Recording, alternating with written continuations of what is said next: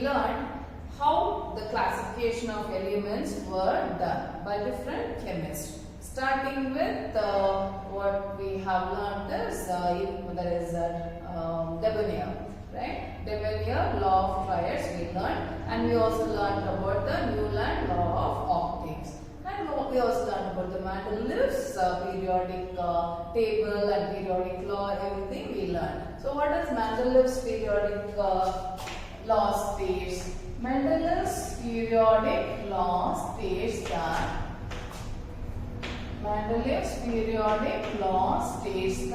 the properties of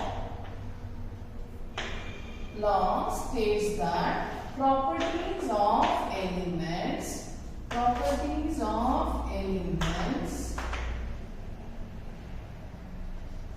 are periodic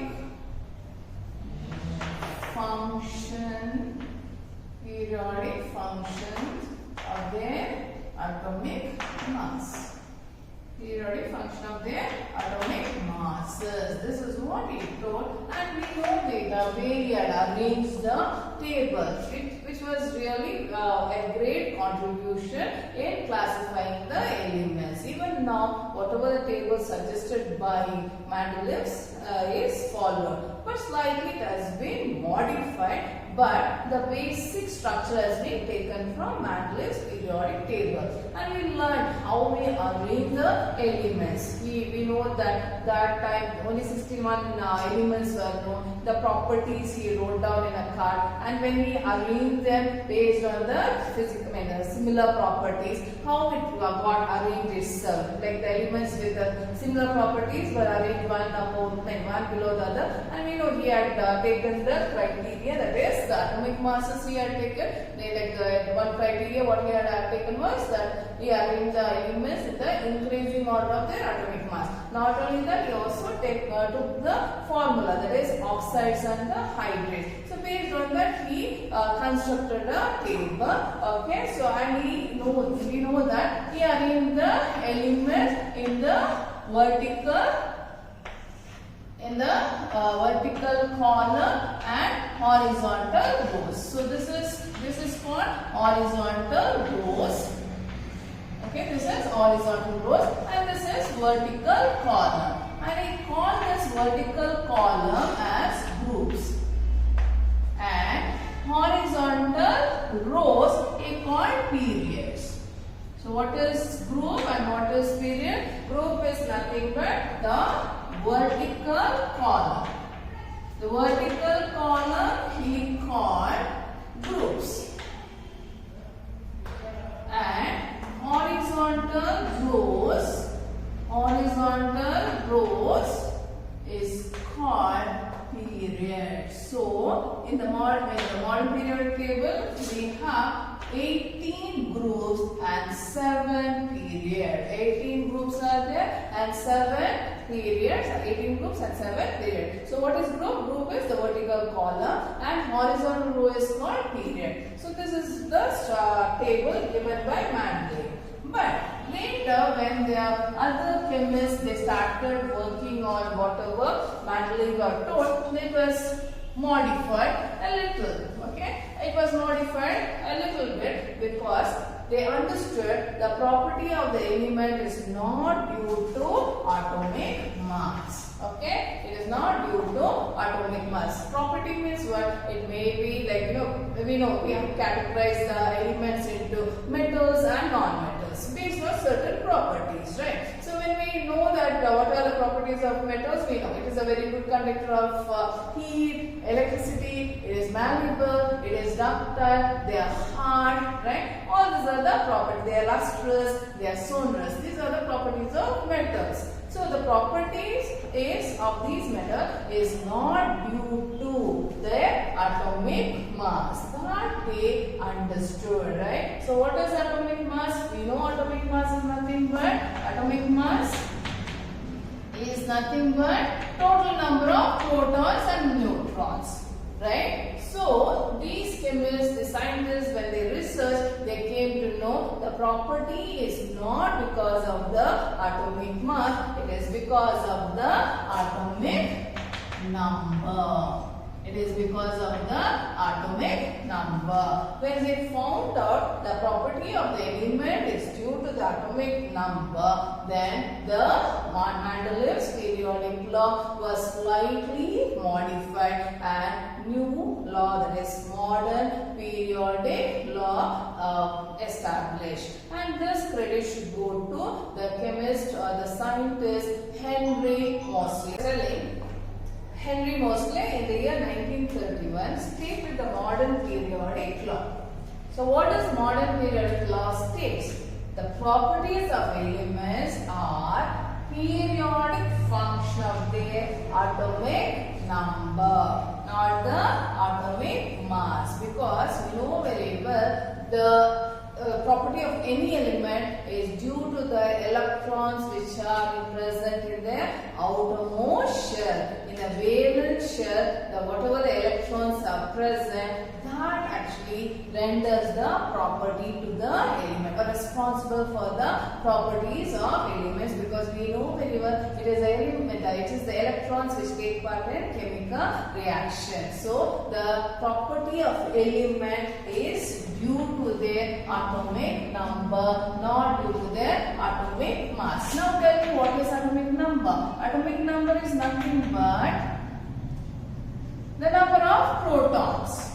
Nothing but the number of protons, right? You know very well atomic number, how it is represented? Z, right? Z is the symbol for atomic number. So what is Z? Atomic number is nothing but total number of proton. And we know very well total number of proton is always equal. Number of proton is always equal to electrons, right? So when you say atomic number is nothing but number of protons or number of electrons. And what we have to keep it in mind, the property of the element is because of the electron which will be taking part in the chemical reaction. That is when the Mendeleev's periodic law was modified. Thanks to Henry Moseley, he modified, he recognized that the element, the property of the element is not because of the atomic mass, it is because of the atomic number, and he stated this law, that is, properties of elements are periodic function of their atomic number. So you know now the difference between the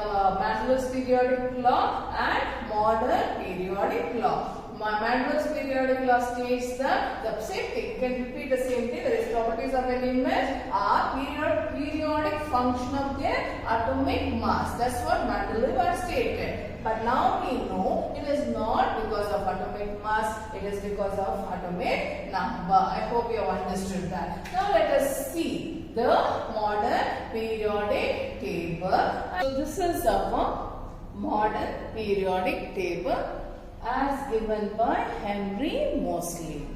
So we know that Henry Moseley arranged the elements based on the atomic number, because the properties of the element are periodic function of their atomic number, not the atomic mass, because I told you it is the electrons which are present in the outermost shell which takes part in the chemical reaction are responsible for the property of that element. So this is the modern periodic table. More or less it looks similar to Mendeleev's periodic table, but slight variation is there. We know that now. Okay, so I told you modern periodic table, you find 7 periods and 18 groups. Which are the 7 periods? 7 periods. Periods means what? They are the horizontal rows. So this is the horizontal rows. You can see the horizontal rows are called period.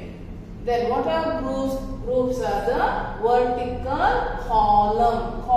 Okay, the vertical column is called group. So now let us see how many groups are there and how many periods are there. There are 18 periods, 18 groups are there. You can count that 1, 2, then here we see the numbers, right? So 13, 14, 15, 16, 17, 18, right? So from here if we count, there are 18 groups are there. And how many periods are there? There are 4 horizontal, there are 7 horizontal rows are there. These 7 horizontal rows are called periods. And these two actually should have been arranged here. They just have brought it outside. So these also belong to the 6th and 7th period only. Okay, this is called the inner transition element. We'll discuss about that later. Now we understood the modern periodic table consists of 18 groups and 7 periods. Now, how they have grouped these elements, right? So when we know that all the elements have been grouped based on the similar properties. Based on the similar property. Let us not discuss about hydrogen now. Let us come to the next element, that is lithium. The first group element, let us see. They should have some similar properties, isn't it? So what is the similar property? So when we check lithium, sodium and potassium, rubidium, cesium and francium. These are the 7 elements which you find in the first group, right? So there is 7 elements. I have excluded hydrogen, so it will be 6 elements. We are talking only about the from lithium, that first group. When we take first group, I am discussing only about lithium, sodium, potassium, rubidium and cesium and francium. That's what we are going to discuss. So what is the property? What is, when I say group 1 elements, all the group 1 elements will have similar property excluding hydrogen. Okay, so what is that similar property? Let us check.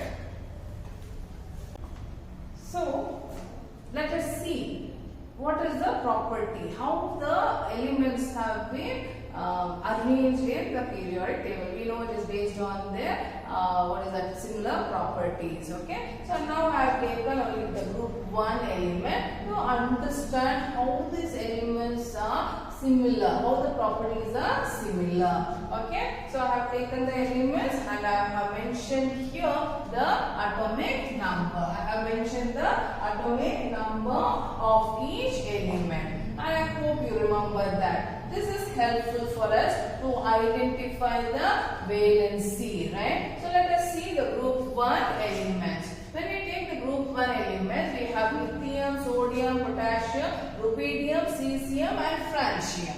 Okay, so let us take lithium. Lithium, the atomic number is 3. You know how to put the electronic configuration, right? 1s2, 2s1. So now we have to find out the valency. What is valency? Valency is the number of, the combining capacity we know, right? So how to identify the valency? We have to check the valence electron. So when we take the valence electron, we can immediately identify the valence. We will come to know the valency. So what is the valence electron? What is valence electron? Valence electron is nothing but the number of electrons present in the outermost shell. That is valence electron. So here, how many, like, what is valence electron? You know, right? Valence electron is what? It is the number of electrons present in the outermost shell. How many electrons are present? 1. If it is 1, so what is the valency? Valency will be 1. So lithium valency is 1. Let us do for sodium. Sodium, it is 1s2, 2s2, 2p6 and 3s1. Right? So valence electron is 1. Right? So valence is also 1. Right? You can make out, right? This lithium is also 1. Sodium is also 1. Let us take potassium. It is 1s2, 2s2, 2p6, 3s2, 3p6, 4s1. Right? This you can see it is the valency of potassium is also 1. If we can do for rubidium, cesium and francium, even that will also will have valency as 1. Let us do for rubidium. Rubidium is 37. So let us take the help of this, okay, and let us put the electronic configuration. So you know very well how to write the electronic configuration, right? Okay, so I am doing for rubidium. Rubidium atomic number is 37. How do we start? We start with, we know this, we have to take it diagonally. So I will take 1s2, after 1s2 what is next one? 2s2, 2p6. 2s, 2p. After that 3s2. After 3s, 3p. 3p, 6. Now, after 3p, what should I take? I should take 4s. I told you it should be taken diagonally, right? After 1s, 2s, after 2s, 2p, after 2p, 3s, after 3s, 3p, then 4s. Because always the electron fill the energy level which is less, with the energy level which has less energy. Okay, first it fills the energy level which is low in energy, then it occupies the energy level which has high energy. So after 3p6, I'll come to 4s. 4s1. After 4s, what do you have to write? 3d. 3d, how many electrons can accommodate? 10. You remember, right? S can accommodate only 2. P can accommodate only 6. D can accommodate only 10. And F can accommodate 14 electron. Now let us see whether it is completed. So 10, 20. So still I have to continue. After 3D we have 4P. 4P6 and 5S1.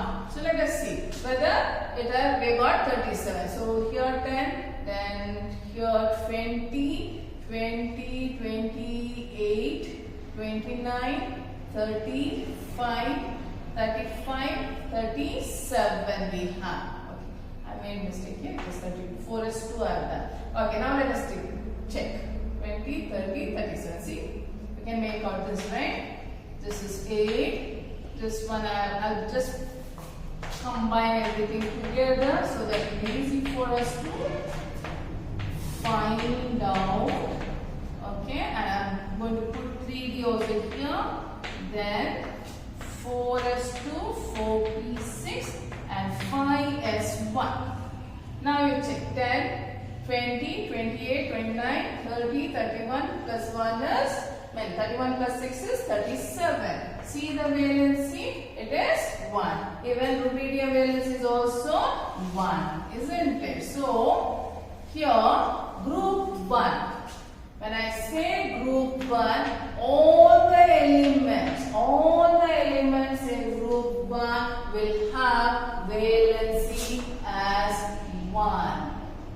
Valency as 1. Okay, so you take any element living hydrogen, we are not discussing about hydrogen, you take any element under group 1, they all will have valency as 1. That is why the group is also given the name as 1. Okay, it is given the number as 1, it has given us other name, it is called alkali metal. Group 1 is alkali metal. Okay, so now group 1 we did. Let us go to group 17.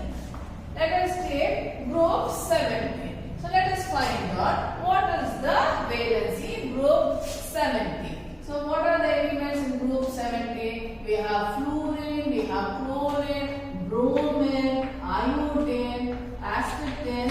Okay, right. So let us take fluorine. Fluorine atomic number is 9, chlorine is 17, bromine is 35. This is 53, acetylene is 85. Okay, let us find the valency. Okay, 2p6. So now you see what is the valency here?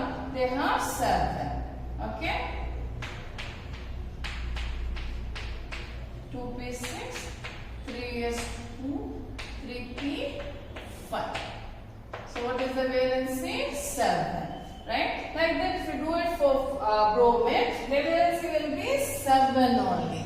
Right? So all the elements under group 17 will have valency as 7. See, that is why, that's how it becomes easy for us to understand the properties of the elements, and also it will be easy for us to remember. The minute we say group 1 element, what will we say? Group 1 element, it will be, it has only 1 electron as well. It has valency as 1. Okay, so as it has only 1 valency, it will be ready, it will give off that 1 electron and it will become electropositive element, right? as they give off the electron, it will become electropositive element. Now we know very well. Group 1, valency is 1. They are all electropositive. If it is electropositive, they are metals.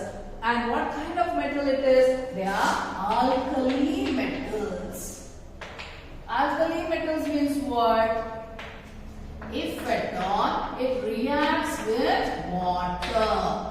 If it reacts with water, it will form alkali. It forms alkali, right? Okay. Even if potassium reacts with water, it will form alkali, right? And hydrogen gas will be liberated. It is not balanced, okay? Hope you understood this, right? So this is balanced now, right? So now we understood. So what is group 1 element? What is group 1? It includes the elements which are electropositive. Why it is electropositive? Because it will readily give off electron. Why it will give off electron readily? Because when we put the electronic configuration, we saw that outermost has only one electron. If it gives off that one electron, it will become stable. It will acquire duplet configuration. Okay, and same thing with sodium also. Sodium atomic number is 11, so it will be 281. Outermost it has 1, so it will give off that one electron. So it will obtain its octet configuration and will become stable. As they are giving off that electron readily, they are electropositive elements, right? So now we understood group 1 all will have valency as 1 and they are all electropositive. If it is electropositive, they are metal. What kind of metal it is? It is alkali metal. What is alkali metal? When metals react with water, if it forms alkali, then it is called alkali metals. See, now all the, immediately I can tell all the properties of the elements which comes under group 1. So that's what makes it easy for us. Okay. So we'll still let us discuss about the periodic table in the next video.